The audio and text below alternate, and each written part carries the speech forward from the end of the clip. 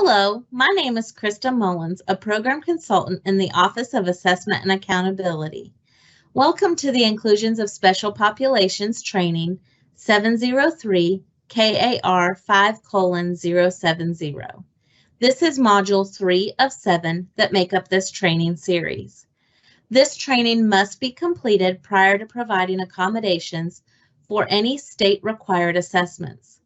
Please ensure to review all 7 modules for the complete training. Module 3 of the Inclusion of Special Populations training takes a more in-depth look at each section presented in the regulation. Section 1 of the Inclusion of Special Populations regulation focuses on students who receive accommodations by way of an IEP. This information can be found on pages 8 through 13 of the regulation document. One of the focal points in this section is the importance of student involvement in the selection and use of accommodations. Students have the opportunity at an appropriate time in their educational career to have input in their day-to-day education services, and this should include planning for accommodations.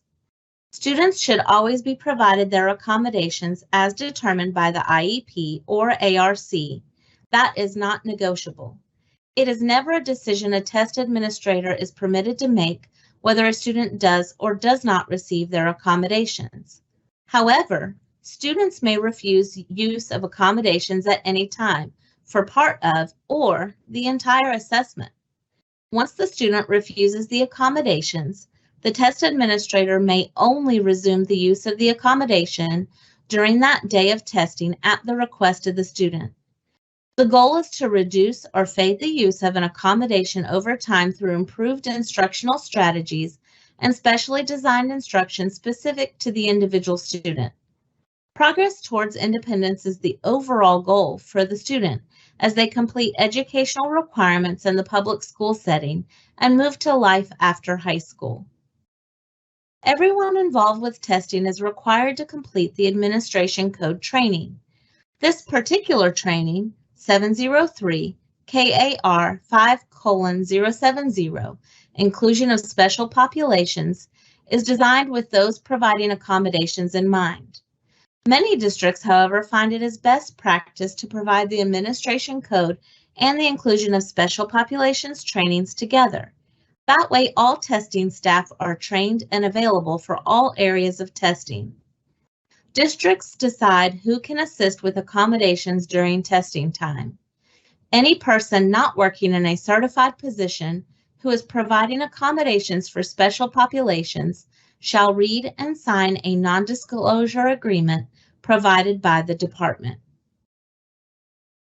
Section 2 of the Inclusion of Special Populations regulation focuses on students who are identified as English learners, or EL. This information can be found on pages 13 through 19 of the regulation document. Students who enter school and have English as a second language will be administered the home language survey as the first part of the screening process. If a student is determined to be an EL student, a district or school committee must convene to design a program service plan, or PSP. A PSP is the plan that describes the necessary interventions and instructional activities to be deployed for the benefit of the student. Students that enter school who have English as a second language will be administered the English Language Proficiency Assessment. Often when you discuss EL students and state assessments, the topic of a first-year exemption is talked about. This is true for first-year EL students new to the country. The regulation defines the first year as 240 cumulative days or 12 cumulative months. Students will not be expected to participate in reading. However, a minimum to count for participation is 4 multiple choice or 1 extended response in any part of the mathematics and science at the appropriate grade level. Again, this is just for participation with no accountability at year 1. EL students will test with full accountability and participation beginning with year 2 and beyond. Section 3 of the Inclusion of Special Populations regulation focuses on students who receive accommodations by way of a 504. Another topic focused on in this section is a medical emergency. This information can be found on pages 19 through 23 of the regulation document. Anyone who qualifies with a 504 must have a current plan. The 504 plan focuses more on use of an accommodation due to a health impairment instead of accommodations related to learning disabilities. The other part of this section focuses on medical emergencies. A student who, for instance, has a broken dominant arm can receive an accommodation of a scribe under this section. Another example might be a student dependent on reading glasses. If those glasses are not available and another pair cannot be provided at or by the time of testing, a reader may be acceptable under these circumstances. Appropriate documentation must be kept on file at the school or district level and is not required to be submitted to KDE. Section 4 of the Inclusion of Special Populations Regulation focuses on students who receive services through an alternative program. This section also talks about the requirements of state agency children. This information can be found on pages 23 and 24 of the regulation document. As we noted at the beginning of this training, the expectation is that all students enrolled in a Kentucky public school are expected to test unless they apply for and receive a medical non-participation. This also applies to students who are in an alternative program or setting. This does not always mean an alternative school for behavior situations, which those would also apply here. Alternative programs are considered non-A1 or non-accountable programs. A student is placed at that location to receive a service not afforded to them at their school or district of accountability. The school or district of accountability is where they would be enrolled if they were not in need of that service. Kentucky School for the Deaf and Kentucky School for the Blind are programs that provide services to students who would not be able to receive those same services at their school of accountability. State agency children, students who have been ordered or placed by the courts, are also expected to complete all state assessments unless an approved non-participation would apply. Section 5 of the Inclusion of Special Populations Regulation focuses on students who receive services in a homebound or hospital setting. This information can be found on page 24 of the regulation document. Homebound students or students placed in a hospital setting are also expected to participate in state assessments unless a medical circumstance prevents them from doing so. Many students who receive services in a home or hospital setting may be considered medically fragile and approved for a non-participation. Students who test in the home or hospital environments must follow the same testing guidelines as applied to both students and test administrators.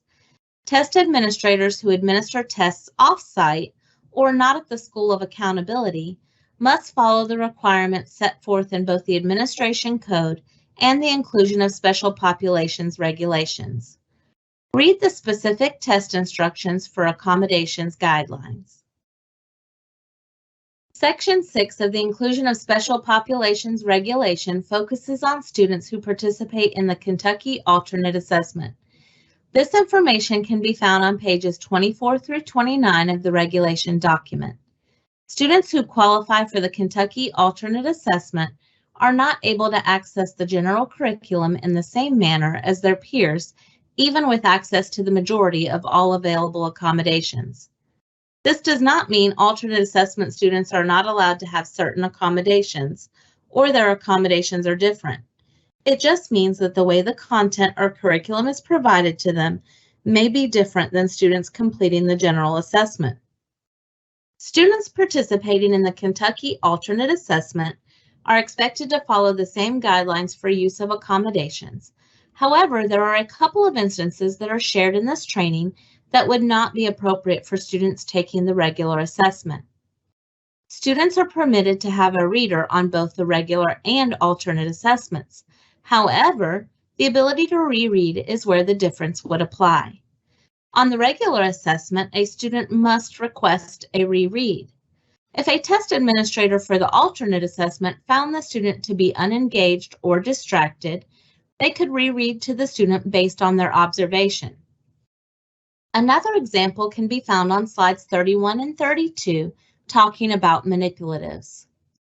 In order to participate in the Kentucky Alternate Assessment, the ARC or IEP team must place the student based on the participation guidelines established by the Kentucky Department of Education. A student may not qualify unless the ARC or IEP can answer yes to all parts of the Kentucky Alternate Assessment participation guidelines. If a no is determined at any time, then the student would not qualify for participation. A direct link to those participation guidelines can be found on this slide. This allegation prevention best practice tip is to highlight specific training requirements and to focus on student refusal when receiving an accommodation on a state assessment. First, anyone who is involved in a state assessment must receive the administration code training. Those providing or assisting with accommodations must receive the administration code and the inclusion of special populations trainings. Many districts do require both trainings to be completed by all test administrators and parties involved with state assessments. That is a local decision that may be enforced without the consent of KDE. In Section 1, we talked about students being involved at an appropriate age to assist in their planned developments. We also discussed a student's ability to refuse the use of an accommodation at any time. This is not uncommon for a student to refuse an accommodation regardless of their reason. At the point of the student making that request, the test administrator should cease providing it at that time. The accommodation should only be provided again at the request of the student. Make sure to document any time a student denies use of an accommodation and if or when they request use of that accommodation as the test moves forward. Check for understanding 3. Question 1 reads, once a student reaches an age where they understand their plan and its development, it is important for them to participate because A, the student will not care, B, the student should understand and have a say in their plan, C, by law, the student must participate, and D, the plan will expire. The answer is B. Question 2 states, EL students only receive a first-year, one-time exemption. The second year and beyond requires full participation. True or false? The answer is true. Question 3. Forms for medical emergencies should always be A, sent to KDE, B, sent home with the student, C, remain in the district, or D, sent to the medical professional diagnosing the emergency. The answer is C, forms remain in the district.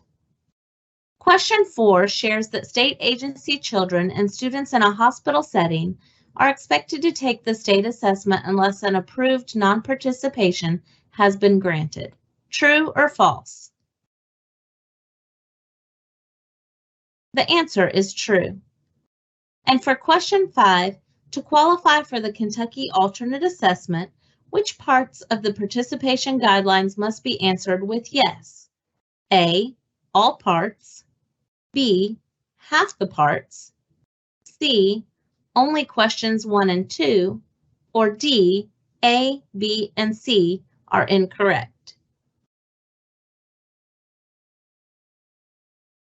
The answer is A, all.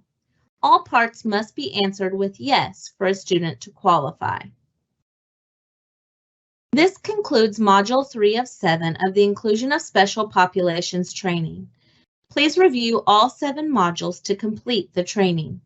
If you have any questions about anything we discussed, please feel free to contact our office by emailing dacinfo@education.ky.gov or by calling 502-564-4394.